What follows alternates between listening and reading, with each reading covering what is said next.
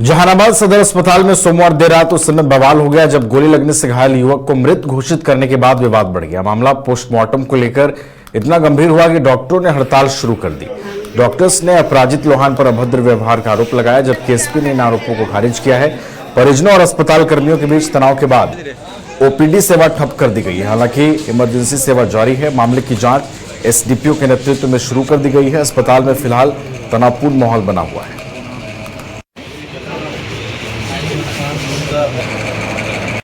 तो लगभग 7 साढ़े 7 के बीच में भेलावर थाना अंतर्गत एक आदमी को गोली लगने की सूचना प्राप्त हुई थी। वहां से एसएचओ भेलावर के द्वारा डेड बॉडी को उठाते हुए उसको सदर हॉस्पिटल लाया गया। सदर हॉस्पिटल में ला करके उसका पोस्टमार्टम का आग्रह परिजनों के द्वारा किया गया, परंतु लगभग 7 से 8 घंटे बीत जाने के बावजूद लगभग सुबह 3 बज गए थे, लेकिन उसके बाद भी डॉक्टर्स के द्वारा वहाँ पे पोस्टमार्टम नहीं किया गया, अलग अलग कारण बता करके। फिर जब हम वहाँ पे लगभग 2:30 से 3 के बीच में हम स्वयं वहाँ पे पहुंचे तो जाकर के हमने देखा कि जो प्रभारी सिविल सर्जन है केवल एक ही डॉक्टर है और वो वहाँ पे प्रेजेंट है, बाकी वहाँ पे कोई भी आदमी वहाँ उनका उपलब्ध नहीं था। वो आराम से अपने अंदर एसी कमरे में बैठे थे, जबकि 50 से 60 परिजन बाहर खड़े थे लगभग 7-8 घंटे से।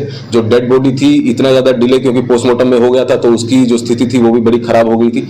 तो जब हमने डॉक्टर साहब को जाकर के पूछा कि क्या समस्या है, क्या कारण है, तो उनके द्वारा बताया गया कि हम यहाँ पे पोस्टमार्टम नहीं करेंगे। जब हमने उनको बोला कि आप परिजन के सामने ये बात जाकर के बोल दीजिए, क्योंकि ये जो पक्ष है वो आप ही रख सकते हैं, क्योंकि टेक्निकल नॉलेज आपके पास में है, तो उनके द्वारा उस चीज को मना किया गया कि हम ना तो परिजन से मिलेंगे और ना ही हम लिख करके देंगे। तो उस समय पे हम जो डॉक्टर साहब हैं उनको हम लोग वहां पे लेकर के गए परिजनों के सामने, और जा करके जैसे ही वो परिजन के सामने गए तो परिजनों के द्वारा उनको बोला गया पोस्टमार्टम करने के लिए। पश्चिम चंपारण के मझौलिया, नौतन और बैरिया प्रखंड में आयोजित सहयोग शिविर का अनुसूचित जाति जनजाति कल्याण मंत्री लखेंद्र कुमार रोशन ने निरीक्षण किया। शिविर में सैकड़ों लोगों ने अपनी समस्याओं को लेकर आवेदन दिए। मंत्री ने बताया कि 487 आवेदनों में से 87% मामलों का निष्पादन किया जा चुका है, जबकि शेष का समाधान जल्द किया जाएगा। उन्होंने कहा कि 30 दिन में निपटारा नहीं होने पर संबंधित अधिकारी स्वतः निलंबित होंगे। सरकार का उद्देश्य अंतिम पायदान पर खड़े लोगों तक योजनाओं का लाभ पहुंचाना और हर माह ऐसे शिविर का आयोजन करना है।